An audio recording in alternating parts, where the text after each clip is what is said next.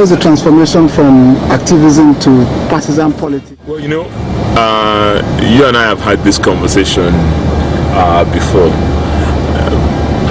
My politics, or my entry into partisan politics and governance, is actually an extension of my activism. I don't see them as two compartmentalized segments of my life. One leads to the other, and there's no false dichotomy, precisely because the things that I fought for as an activist are also the things that are of compelling importance to me as a governor.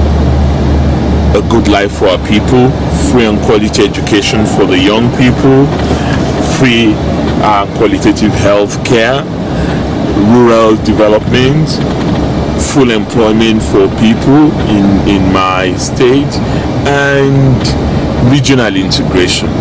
Regional integration that helps us with economies of scale and utilization of resources available in this zone. So those are the issues. Fundamental human rights, of course.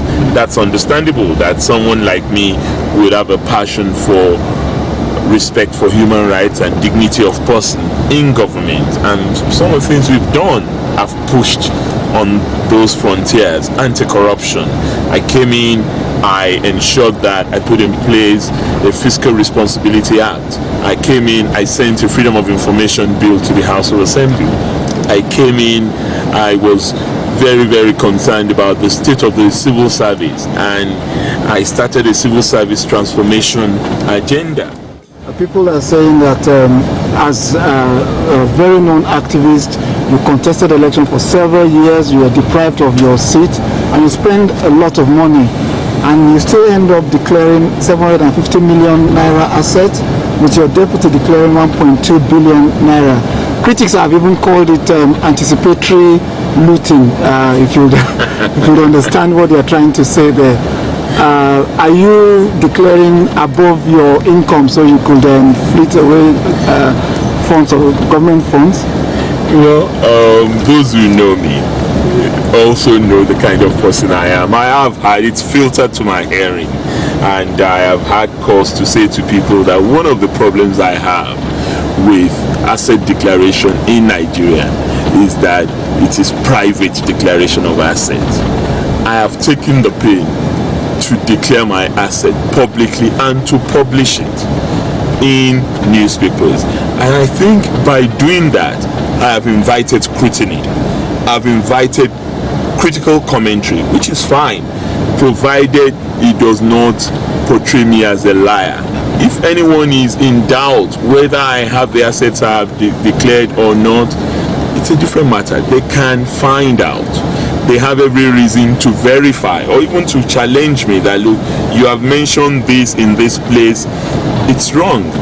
The other issue that I have, which is a problem with the mode of our asset declaration, is that it is a declaration of assets, it's not a declaration of liability, and it's false, because all you get to see is what I have on the basis of the value of what I have. You don't know if I have borrowed money and if I'm still paying mortgage in England for my property or not, and I think that should happen. What have I declared? I've declared a house that I have in Ibadan. I have a house in London, which I've had since my days of living in London. It's not a recent development. I have a house in Atlanta. I have declared those three. My wife has a house in Accra where she lives. There is nothing unique about the properties or the assets that I have declared. What value they are worth was not necessarily the value they were purchased for at the time they were purchased, because the properties I have are properties that are increasing value, including houses particularly. You fought for democracy. You risked your life. I remember we relate quite a lot during that period. And one of the hope people have is that you being a leader in the Action Congress of Nigeria, that you're going to help promote the issue of internal democracy. Absolutely. With all this controversy over imposition of candidates, do we have hope that after this election there will be a review of what's going on in the Action Congress with the criticism coming? Well, Kayode, Political parties are by their very nature evolutionary, especially when there has been a break in their development. One of the damages the military rule did to us is that we did not have a continuous chain in terms of our political party developments. That has necessarily left us with parties that are not fully democratic. Even a country that is at best a civilian administration rather than a democratic government. But the process is evolutionary. That is why we cannot throw away the baby with the bathwater. There's never going to be a perfect period for people to come in or go out. But the more people that are democratic that are in it, the better it is for us to improve on it. And that is why I feel that whatever the inadequacies are, even in the action corner, we have quite a lot. We will be able to improve it the more people get involved in politics and the more enduring our political I know you're quite busy. This issue is quite important. This election, well, everyone is in agreement among the progressives to get the PDP out. In case of a rerun, would you encourage talks between your party and the... There's no question. I'm actually a member of the negotiating committee on behalf of my party with CPC, and we're clear about that. We've even put this particular election forward as the litmus test. Whoever carries the day between the two of us in this election, we will go into the next discussion fully ready to come together in an alliance that would endure for the benefit of Nigerians, because that's what Nigerians want and we must not fail.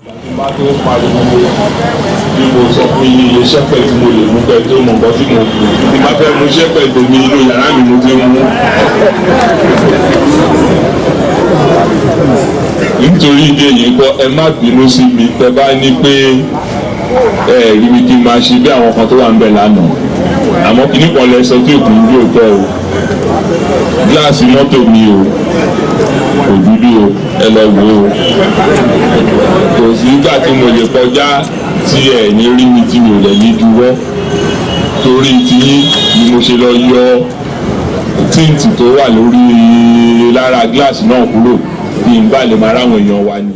You're just too gentle to be a governor. They want someone who is going to sit down with them in the marketplaces, share food with them and have a feel of their way of life. Well, there is that criticism. I have had it too, but I am who I am. They voted for me not without knowledge that I'm a different governor. That's why they refer to me as a Yiato here. They refer to me as somebody who puts my experience and knowledge and exposure to use on their behalf. And I know that that is what is most important at the end of the day, because what will sell me is the extent to which I've been able to impact on the lives of every single individual in Ekiti. Fundamentally, it's not the number of times I have sat with them drinking ogogoro or eating boli on the roadside. That may be populist, and democracy is populism, but populism really never endures. It is so fleeting and so fast in disappearance, and we've seen that. History is replete with people who are popular, charismatic, but ultimately never made a fundamental difference in the lives of people. I want to be able to balance both. There are times I go out and engage them, not on a regular basis that a Fayose is, because I also know that our people want their leader to be a leader, not to be completely detached, but they also don't want you to be pedestrian. Your sales made in Ekiti.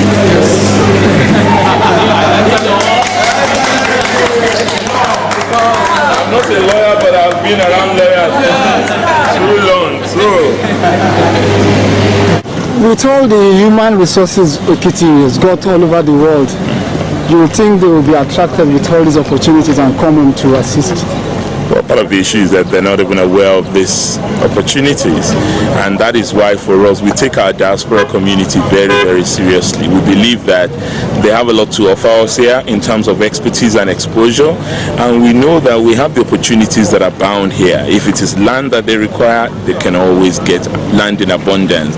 If it is extension services from government, we would also always support them, and a lot of them are showing more interest. A lot of them are seeing that this is a government they can do business with, because we don't want to run business. We want the private sector to do it, but we want to do it with them in partnership. We believe that a lot could be done, and a lot more of our people can get jobs if private sector modernized commercial farming is taking place here. And this is a sector in which we can excel.